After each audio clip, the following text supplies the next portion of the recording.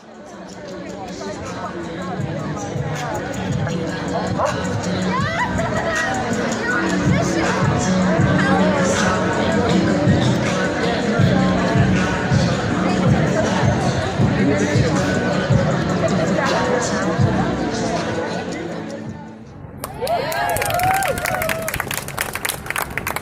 everybody, my name is Katria Kirby. I go by Lady Bliss. I'm not performing, I'm just going to read or talk. So I'm semi-new to LA, I'm semi-new to California, period. I'm new to the radical actions of rage personally taking over me. I'm new to marching in a mass of thousands, demanding to be heard. I'm new to being able to physically watch as our point actually reaches the higher-ups it was meant for, and accomplishing change in a peaceful manner, as we did right here in this very park. What I am used to is the reason why we are all gathered here today. I know a police state. I just came from one. I grew up in one. I'm from a city where this would never happen. I'm from a city where they can gun down a black youth in the back while he runs away, and it's justified by any means. A city that within a month, everybody moves on, and it just adds a new fear to the mental back pocket. I'm used to roaming around all night long, sober or not, trying to stay awake, but mostly because my bones are freezing and I just can't sleep anywhere. I'm used to staying up, walking and sleeping in parking garages and running around like scattered mice. Why? Because it's illegal to actually sleep outside. I'm used to a place where if I get caught sleeping outside, I'll get a ticket, and eventually I'll go to jail for a week, get out, do it over and over and over again. I'm used to not having a tent and not even thinking about having a tent. There's no protest, there's no rally, there's not even a social media group in my home state like we have here in this city. And my goal and the reason why I'm here is to make sure that it stays that way. My goal is to continue to be able to live for the people, to be able to connect with people that think like me. My goal is to make sure that LA never becomes the same police state that I just ran away from. And that's why I'm here today. Thank you.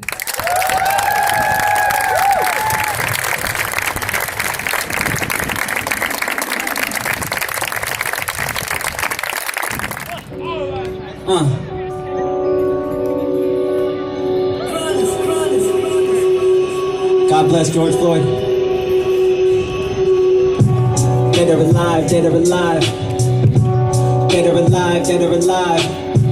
Better with lies, better with knives, hell on the rise, lady a guy, everyone quiet, pop on dial, Roger, let's take a ride. 15 coppers, 60 popping like 50 choppers. City want us, they feel this, he'd see they knees is buckling. Pick these gloves up, take off my badge and pick these gloves up. Angels love us, daddy told them protect his loved ones. 15 coppers, 60 popping like 50 choppers. City love us, they told us pick up his gloves up. Angels love us, daddy told them protect his love squad. Angels love us, daddy told them protect his love squad. Came with the book, came with the angel, he came with the truth. Came with the truth, pray and then play, but play with the rules. Aim for the interview, don't aim for the interviews. Pray for the kid in you, just change the beginnings too. Tame all the rage in you, the rangers, they gon' get it soon. Label this animals, I'll show them what a dragon do. Came with the camera, they played your lie on channel news. Play with the fam, you lose, I'll be damned if they take nappy with attitudes. Loners and damaged women, homies in backwoods, Roman crack addicts too. Welcome to Nappywood, nigga, we just a camp of cool niggas. We just like Kaepernick, nigga, we sat on tractors with activists with us. Dead or alive, dead or alive. Dead or alive, dead or alive. Better with lies, better with lies. Everyone lie, everyone quiet, pop on down. Let's take a ride. Anti-protest, they can't approach us, they lacking focus. Where they want us, they barely honest, a pack of cronies. Chant the lotus, chair the office, declare his promise. Lake of fire for all them who don't know love or who got us. New school Nazis, Judas copies, nigga, who you stopping? Ooh, you copped in, ooh, you got gun, whoop, ooh, you gun miss. Ooh, what happened? Boo, who man me, your pool got man in it. Zulu can't make do your damage, our God can handle it. Ain't it the truth? God is good, he's always good. Can't get a room, I got things I wanna do. Trapping the booth, dabbing the moons, get chanting the crew. Sabbath is true, bad equals news, let anarchy rule. Yeah, I'm confused. Man kills man, man gets man too. Anger the youth who made these rule the baby boomers. They done goofed. Black and brown united through this. Hallelujah. Soonest tomb, soonest Yeshua. Dead or alive, dead or alive. Yeah. Dead or alive, dead or alive. Better with lies, better in eyes, hell on the rise, lady a guy, everyone quiet, pop on down, Roger, let's take a ride. Yeah, God bless you all. Thank you for coming out to the protest. Real quick before I introduce General Dogon, who's been fighting the police since before I was born, I just want to say something a thought that came to my mind while everyone was talking. We must defund the police. $600 billion, more than any other country, we must defund the military. We must defund Hollywood and this narrative of violence and hate, where the police are the hero and there are bad, evil guys. I live on the streets. Where are these bad guys? I only see people. I only see love. We have to defund the hate narrative. God bless you all. Yo, give it up for Iman, y'all. Y'all can do better than that. Give him a little bit more, y'all. Give him more, give him more. One other thing, 4 years ago, I almost lost my life. I got stabbed and it was very close. I was in the hospital ICU. I now have a very long, very visible surgical scar on I was stabbed in 8 places. I was in ICU for over like 3 weeks. I was on 2 different IVs. I was on a respirator. And one of the things that I want you to understand about being unhoused and you don't have insurance, your care is very haphazardly. They told me that I was to go and take care of myself out there in the street to take care of the wound. Now, I understand, I want you to be very clear. Trying to do self-care out there on the street where you can get infection would be ridiculous. I would not have survived. But one of the things I want to talk about is substance usage. I got almost addicted to the painkillers because the pain is excruciating. And many times when we see people that have substance use issues or mental health crises, it's a confluence of things. Sleep apnea, sleep deprivation, and anybody can become addicted to substance uses due to trying to make the pain go away. That changed my idea on what I see people out here using because of the harsh realities of it. I damn sure going to tell you, you get stabbed and get caught in 8 different times and you have to endure surgery, you'll be begging for the morphine or the morphine, and was another medicine that I had to mitigate that pain. I want us to look at the humanity of people. When we see people, let's not judge them. Let's not diminish them. They're still human beings. There was somebody's son or daughter. That was somebody that had life into them and they had dreams. Their dreams did not end up with them being addicted. Substance usage is not a physical choice. It is a health issue. And when you criminalize these people like me, I'm in that boat too as well, then you diminish their humanity. When you defund the police and put the monies into a way to help our humanity, then we liberate all of us. All rising high. The last thing I want to leave all of you with today is this. Shirley Chisholm, she used to say, if you don't have a seat at the table, then bring your own damn folding chair. I thank you all for listening, and I hope to meet in the light of understanding. Come on, y'all, let's give it up for Brother Theodore Henderson. I didn't know how similar that brother's story was to mine. Wow, we gotta talk. Boy, oh boy, that was similar. Listen, I want to say, all power to the people. All power to the people. And f*** the police. That's right. And when I say f*** the police, that's the educated f*** the police. Because when you know the origin of something, you know what it was created for, when it was created, why it was created, and what it's been doing since it was created, right? And so we know the history of them. So we already know what they do to us. No good, right? So because it ain't by coincidence that LA leads the nation year after year in shooting unarmed people of color. Ain't no damn coincidence. It ain't by coincidence that LA leads the nation in incarceration and criminalization. That ain't no damn coincidence. And it ain't no damn coincidence that LA is the most racist city west of the Mississippi. Right? And it ain't no damn incident, right, that LA leads the nation in homeless. And the majority of those homeless faces you see on Skid Row is black. That ain't no damn coincidence, right? I don't call those coincidences. I don't even believe in coincidence, right? That ain't no damn coincidence. And so that's why you're here today. That's the reason why I'm here today. You shouldn't be pissed off if the reason why you're here today. You should be mad as hell, right? We should still be in the streets. We finna get in the streets right now. But the reason why we need to get in the streets and stay in the streets is because when it's all over with, we ain't gonna have nothing coming. They ain't gonna wanna see us for the next 50 years. They ain't even gonna wanna talk to us. So we better get everything we got coming right now. So the time now is for us to take it in the streets.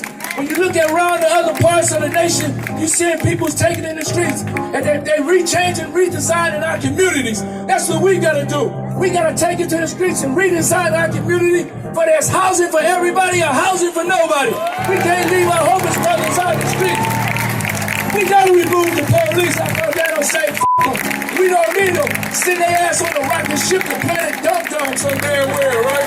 All they do is take all the goddamn money around here. And so, when we take it to the streets, we need to snatch down some Confederate statues and all that shit too, along the way, right? We need to totally change our communities to where it reflect us. You see these capitalist ass businesses blood sucking us. Why we gotta pay $4.99 plus tax for some you can buy at the 99-cent store, right? So we need to remove them out of our community. So now, we ready to go. Can we get some marching moving? And when we leave, we ain't gonna stop. We ain't gonna make it until we own this motherfucker. So check it out, y'all. Give it up for General Dogon. So as we said earlier, there's gonna be 10 organizers. To my right, your left, in the middle of the street. We're gonna line the streets behind them. They are going to be at the light. We're gonna take the streets around the park. What I want you to do before you head to the streets is slow down. We don't all have to run over there because we're gonna walk today. But I also want you to think about something. A thread, a through line that all the speakers talked about. The Los Angeles Police Department accounts for 54% of the general fund budget. 54%. Right now, there is going to be a 10% cut across all departments except the LAPD. And when I say across all departments, I mean the Department of Aging. Right? That's the department that's making sure we get Meals on Wheels for our elderly folks. I'm talking about the housing department. How in the hell are you cutting the budget of the housing department when we're in the midst of a housing crisis? Right? They're also going to cut the unemployment department. Now let's think about this. COVID-19 has devastated the economic development in our city. And you have the audacity to cut that department that creates the programs and brings the jobs. But what do they do in turn? Give the police department a 4.8% raise. That ain't right. Say that ain't right. But it gets worse. The mayor and the rest of the 15 bloodsuckers also agreed to give the police bonuses. The Police Protective League, Greg Lally, said this. He said, yes, crime has gone down. Yes, we don't need as many police. However, the police officer's job has changed. No longer is it about crime fighting. They're social workers, they're EMTs, they're drug therapists, and they're all sorts of social scientists. Do we believe that shit, y'all? Do we believe that shit? Yo, I ain't never called a social worker with a gun, with a badge and a gun. And so this is what we're in the streets for today. And so when we take ourselves right down here to my right, your left, we are going to say, defund the police. We are going to say public safety is making sure everyone has a house. Everyone has a job that has dignity and respect and that can feed their family. Right? We're going to say that there are no fucking borders. No human being is illegal. We're going to say Black Lives Matter. And when we say if Black Lives Matter, we will all do better. Can I get it right on? Are y'all ready? Are y'all ready? We getting ready. So if folks can just, I feel like a preacher now, I ain't a damn preacher, but if folks can just start heading in that direction, KO is going to play something to help us move to that direction. KO, let's do it.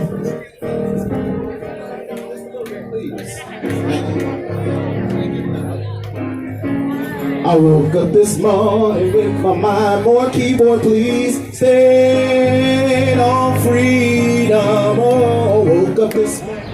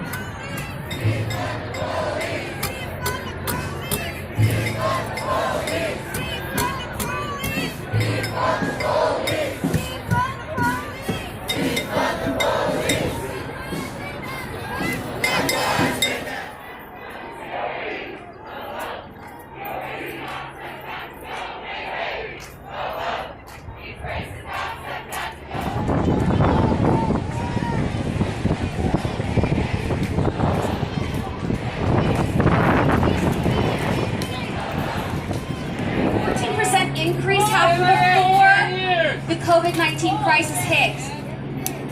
When the ban is lifted, when stay-at-home is lifted, there are going to be more people who end up on the streets, and our government is doing nothing. In reality, Mayor Eric Garcetti, the LA Board of Supervisors, and the City Council are the root of our homelessness problem. They've done all within their power to hide our... National Guard, protect the people! National Guard, protect the people!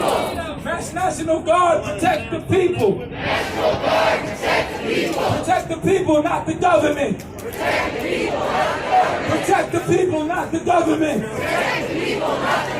Protect the people, not the government! Protect the people, not the government!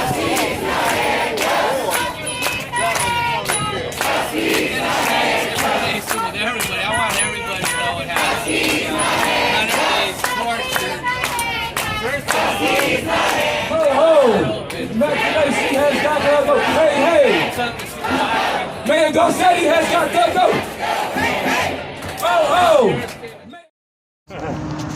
This is Theo Henderson from Unhoused, and right now I stumbled upon a well-built shower, and it has signs that says even ancient Rome had public bathhouses.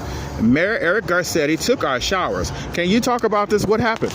Well, I'd say about a month, maybe to a month and a half ago, my friend Iman here, lives in this tent, told us that they stopped letting people shower down at the homeless shelter. Okay. They used to shower like every other hour on the hour, 2:30, 4:30, so we could shower. Right. Since they couldn't do that anymore, we're stuck with the one shower a week at the trucks, which is a blessing, but still a pain. Right. So we were looking up showers, camp showers, things online. They were either expensive or junk. Mm-hmm. So I used to run a small company doing home repairs, construction, things like that. So basically, what I did is I decided to do this. Now, altogether, the materials were only about $70. Oh, and, really? That could be chopped down a bit. Okay. LA Power actually brought us out to the power jet, to be specific. This could just be optional. That's extra. So basically, I did a basic frame job. I did 6 foot by 3 foot. Okay. Squared it off. Right. There's 2 pieces of plywood on top. Right. Cut a hole a foot in diameter. This comes down like this. Oh, I see. Babe, or Zach, could you go grab the thing from right in my door frame? Right. So basically, this comes in. We got a little floor here. Right. Now, so I dug a trench, a little hole. Oh, I see. Runs all the way over to here, so it goes right into the sewer. Wow. So it doesn't actually destroy our ground or the city property. Okay. Like I said, all basic. The duct tape's there just so we don't have any actual you know, things that don't hurt people. Right. We got hooks over here. You can put clothes on. Okay. Now, what I'm trying to do is, and could you get me a chair of some sort? Because I'm short. All right. Okay. So you take one of these 5-gallon, you know, things that a lot of people overlook in their office buildings here, you know. Right. This is a blessing. See, this fountain, that fountain, none of our fountains work anymore. Okay. Oh, wow. Okay. I don't know. We think it was the city. Oh man. They just Took out the water? Just put it anywhere. So you take one of these. Now it's usually full. Now a full one of these will get you a good 10-15 minutes of shower time. Oh, okay. Believe it or not. There you go. And then you just put the spigot here. Uh-huh. Right over. Turn it on and let the water run. Oh, I see. Wow. And you know, once it actually gets going. Okay. Let it get going. All right. Am I missing? Oh, missing a bit. Mm-hmm. It works. Yeah. Very ingenious. There we go. Mm-hmm. Sorry, the top was on. Oh, okay. The suction was preventing. Okay. But yeah, if you look, it comes down once it fills up. Yes. You got a full shower head there. Oh, impressive. See, these fill up. There we go. Oh, right. So, you know, you go in, you bathe up, you know, get going. Right. You rinse off. Got Right. 10-15 minutes to go. Now, oh yeah. So yeah, that's what it was. That was just stop the top. Now, I wonder why this one hole is bigger than the rest right now. Okay. Someone might have popped it, might need. And it's all very easy to repair. Oh, See, this is good. all, I don't know if anyone's familiar with painter's plastic. Oh, painter's plastic. They, Oh, they really? put this down before they do a paint job or something like that, so they don't get paint on your carpet and stuff. So all this is once we did the frame job, we were like, well, we could just plywood it all up, but that's an extra, you know, $15. We just got one of these, run around with it, staple gunned it on, and up here, the two pieces of plywood are together. Right. We just take the top off, put new plastic in, put it on. Yeah, wow. I'm impressed. That's very good friend. It is. Oh, well, you know, absolutely, I guess. I don't know. Back here's a blessing. Yes. He came into camp. He's actually new to our camp. He's been here like a week and a half. Since he's got here, he's helped every person he's met. Oh, perfect. Sometimes a little too much. It's him and him a little bit. He's had to move his camp because he was being taken advantage of. Well, But yeah, so since we've built this to stay on topic, we've discussed it with other organizations. We're actually supposed to be going to other camps like down at Huntington Park and stuff like that and build ones for them. Oh, cool. Just to kind of get it going. It's been trouble getting it done with us, you know.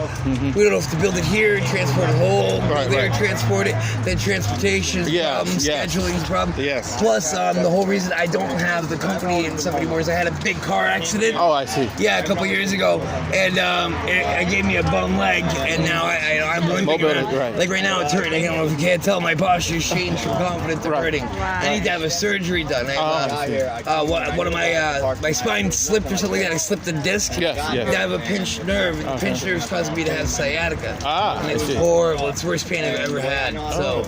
How long have you been out here? I've been in Echo Park for about 6 months now. Oh, okay. I'm originally from Massachusetts. Oh, okay. When that all happened, when my money ran dry, we came out here. Oh, I see.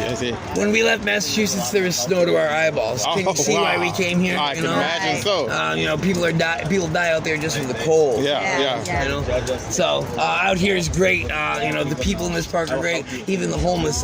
Best camp I've been to yet. You know, everyone tries to pick up after themselves. You know, we find trash, we try to pick it up. Things like that. Oh, perfect. I mean, of course, you have your bad apples everywhere you go. You know, bad apples, irony. You know, but no, this one's really good. You know, we all try to help each other. We stay together. There's no stealing. You know, we drugs to a minimum. We all smoke weed together. You know, we're a family that smokes together, stays together. All right. So, but no, it's really good. Well, who are you guys with? I'm Theo Henderson with We the Unhoused. I deal with a podcast that deal with people that are living on the streets. I too am unhoused, and I have created a podcast and hosted to talk about different people's stories that lives on the street. Absolutely. Well, we completely appreciate you. Maybe we can set up a time you can meet me and my wife. Yes, please. Honey, I would love to.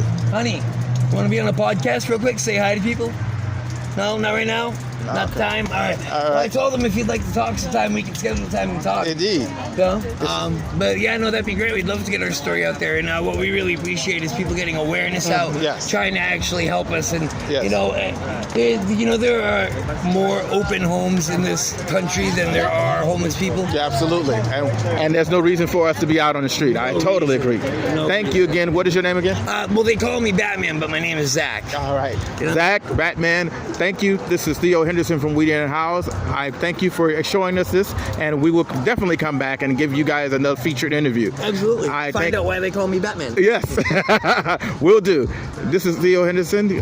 I thank you all for listening, and may we again meet in the light of understanding.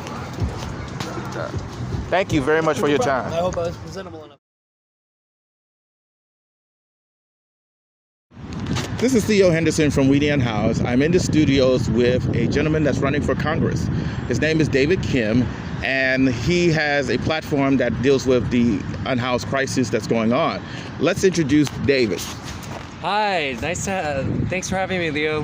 My name is David. I'm running for Congress here in California's 34th Congressional District, which covers downtown LA, Koreatown, Eagle Rock, Highland Park, Lincoln Heights, Westlake, and surrounding neighborhoods. Excellent. My question is that who are you running against? I am running against the current incumbent, Jimmy Gomez. Oh. Yes, he's a self-alleged progressive, but not really progressive at all.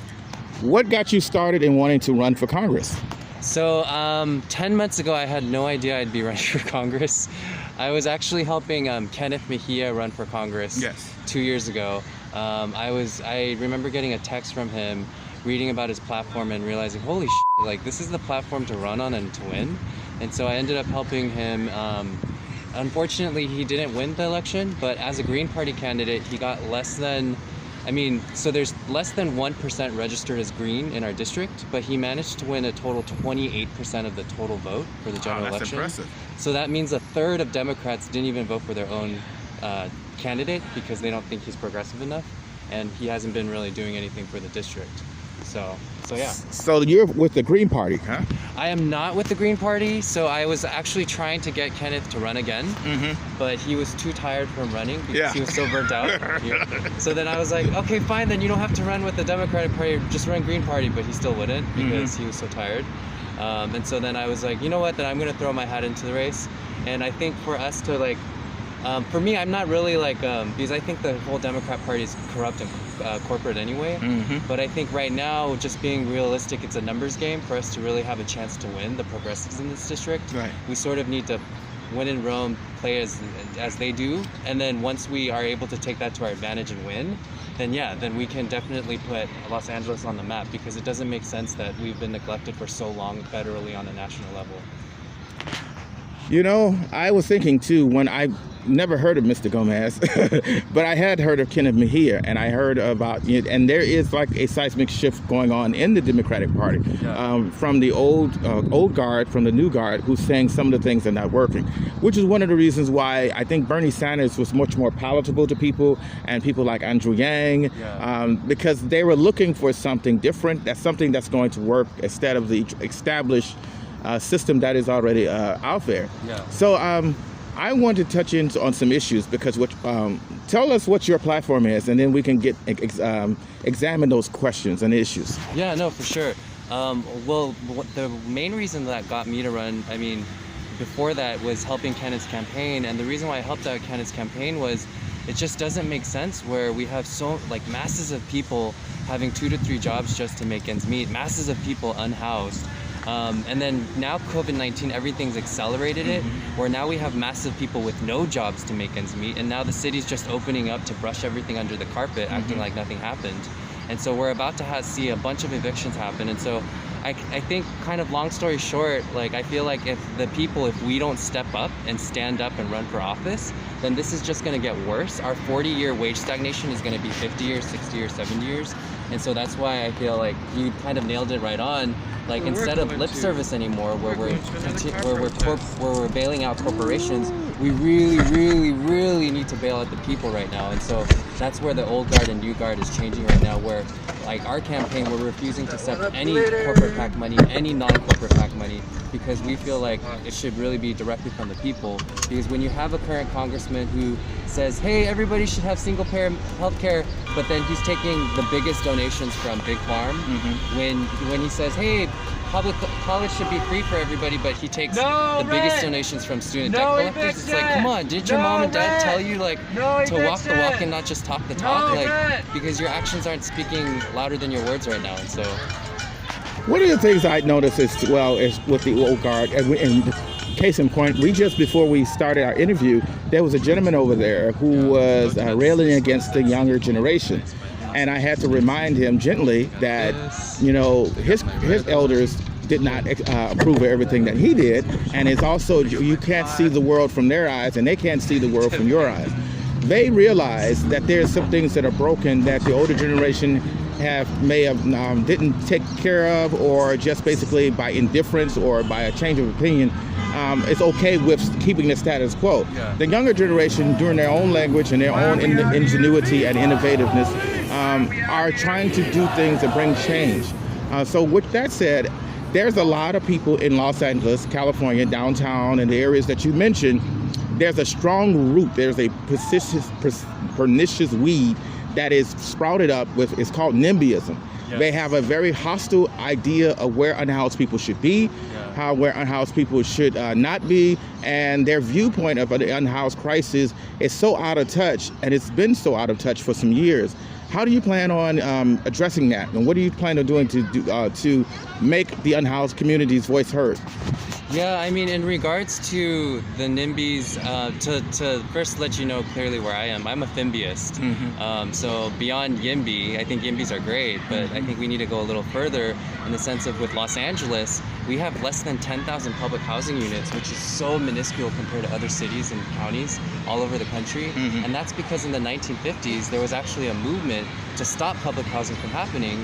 And I forgot what it was called. It was called like the anti-socialist or whatever group.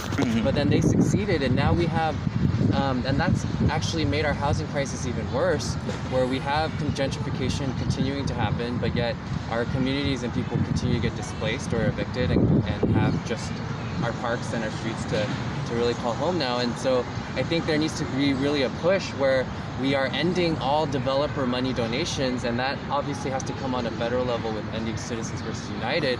But before that even happens, our current congressman, although he advocates for ending Citizens versus United, why can't he just take an initiative to stop taking real estate developer money as well? And that's what I think Los Angeles right now, we have the biggest problem is we need somebody to shine the spotlight and the flashlight on Los Angeles corrupt politics, because like you know, Justin Jong-woo Kim, who paid $500,000 to the LA city official the other day, he's also the same donor for my opponent as well.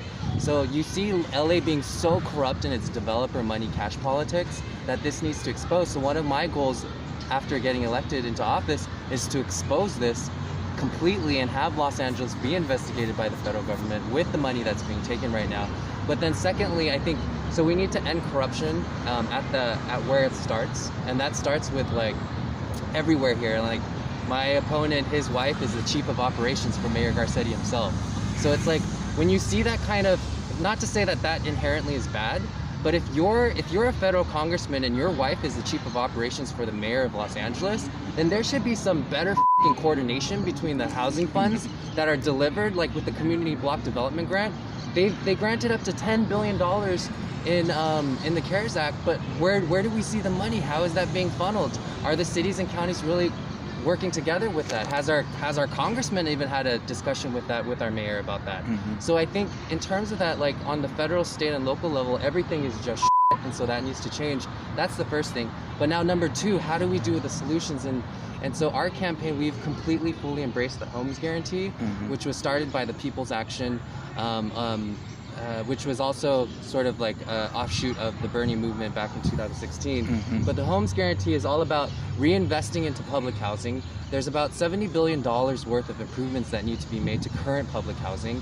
And most of the people in public housing are people of color, and it's completely racist for them not to fix and make improvements to the current housing. That's the first thing.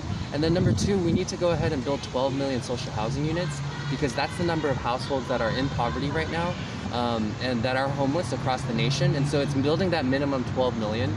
And then of that 12 million, setting aside for, in terms of permanent supportive housing with wraparound services for those who need it in whatever areas that they need, and being able to also cap. So for these social housing units, it sort of mirrors the models in Europe, where we would be able to cap the income of different qualifying residents, where they don't have to pay more than a third of their income, because currently in the nation we have 40 plus million renting households. Half of them pay more than a third of their income, and at least a fourth of them pay more than half of their income. And so when you think about that, rent is really something that really ties down the people. It's increasing. In our district, for example, the average rent for a one-bedroom apartment is $2,000 a month, yet the median income for a family of four is $36,000. So you wonder, how in the world is anybody able to live like that? Yet our elected officials continue to get reelected, saying that they're helping the people and they're doing all of this. But kind of what the process is right now, Theo, is they're going to DC, they're legislating in a room behind closed doors, and then they come out and they're like, hey guys, we got you crumbs, aren't you happy? When it should actually be the other way around, where they're talking with Theo, where they're talking with me, where they're talking with Carlos, and they're like, hey guys, what do you think are our issues right now? What relief do you want to see? And then taking that and then going to DC and then legislating. But it's the other way around. And I think what the problem is right now, I think going back to the old guard, new guard that you had pointed out, is in regards to, I think, the older, I don't know, the establishment Democrats, they don't really think that corporate donations are a big deal. But actually, when you look back at the course of history with the death of the pension in 1978, when the 401k was created, that was the result of big companies lobbying Congress to pass on the risk of retirement to the people instead, because they didn't want to pay for that shit. Now we see the same thing with everything else. And so where are we going to draw the line to stop this? But our elected officials continue to bail out corporations. And so I think it's really a time to go ahead and say, no, enough is enough. And so we have down ballot progressives all across the country running in different congressional races. If you go on Twitter and just type in the hashtag down ballot progressives. And so a lot of us, we're working on different issues that are important for our region. For us, Los Angeles, it's obviously housing. And so with that, we need a national bill of tenants' rights. We need rent control. We need a right to counsel for everyone. And we need to go ahead and expand this at a faster pace. And I mean, it's not to say that like YIMBYs, they're doing a great job of removing exclusionary zoning policies and allowing for multi-dwelling units and all of that. That's great. But I think we need to go further. And that's where the FIMBYism comes in. I think that's an excellent point, because I actually want to go even further too, is with the idea of that needs to be overhauled. I was talking before we got here about the Project Room Key. And unfortunately, the city has allowed former shelters that have these old repressive ideas and triggering behaviors to house unhoused people. For example, curfews. That's a problem. And I was telling them about it. That triggers me because, especially as a person of color, I don't want to be locked in or told where I can be or not be. The second thing is the lack of autonomy. For example, you can't get a key. Someone has to key you in. They use an excuse talking about the nurses going to be leaves at 7 o'clock, but that's unacceptable. Still, you know, they leave. They don't have the nurses. They go home, and so why are you suggesting that unhoused people need to be incarcerated? They need to be locked somewhere. They need to be shut away. Yeah. And this is not necessarily always NIMBYs. This is people that are in service providers for unhoused people that believes this. Yeah. And if we're going to truly change the housing crisis and how we deal with the unhoused population, we need to have a very a paradigm shift in the respect how we treat them. There are also another issue. There are people out here that use substances. And then you tell them that they can't use substances as if it's a voluntary choice, it's a health issue, a health matter, or they have mental health crisis. Yeah. You throw them out, and because you're trying to treat it as a dry out shelter or whatever, that is not acceptable. You know where they are. You need to meet them where they are, and you need to be able to re-examine or reshape. But that ties into the NIMBYism. Yeah. NIMBYism creates and dictates the punitive ordinances that we have, the policies that we have, and people, that well-meaning people that get involved, they don't understand that their foothold is very entrenched into the mud. So we have to do a very paradigm shift in all things, and that's why I do We the Unhoused, because I advocate for it. Yeah. The second question I have, and the wind is blowing it away, is this. What are your thoughts on Project Roomkey? Yeah, with Project Roomkey, I mean, it's just interesting how suddenly you check one day after they report their stats on Twitter. Yes.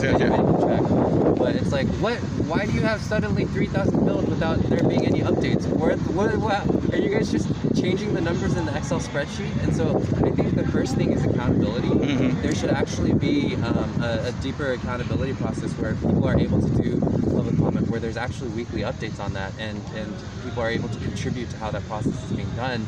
Because right now it's without any public contribution and with any public involvement, it's just whoever is assigned to do it in the city government is doing it. And I think even with that, on a federal level, what our congressmen or what federal elected officials could have done is, hey guys, when we're allocating $3 billion to community block development, we're allocating $4 billion to assistance services and housing authorities and $5 billion to another. When we do this, let's attach the condition that they need to commandeer hotels so that when they're able to tap into these funds. And why don't we see that coordination being done? Because if that had been done, then we could see a bigger involvement in Project Roomkey. Then we could see actually people being in it. And in terms of, and then that goes to say the mayor should have commandeered hotels to go ahead and do it and not just ask them to participate in a crisis like this. Are you kidding me? Yes. And so that's where our federal officials, where I know a lot of hotels owners are like, oh, but if we let them in, our hotel's going to be damaged. First of all, it's not going to be. Exactly. But second of all, to alleviate whatever their concerns are, like, here's a fund that you can use to fix whatever imaginary issues you have. And so that's what it should have been done, but I mean, I'm not gonna. But the NIMBYism, that's what the part of the problem was. It's like the NIMBYism is so pervasive. They know full well after when the Project Roomkey was over that they were going to renovate those places anyway. It just was an excuse. They even sued the cities and things of that nature. The issue is, I'll give you a perfect one. The Salvation Army out in Bell, California has a very punitive policy. You have to go through the wand all the time as if you're a criminal, and then you cannot stay in your bed area, and they usually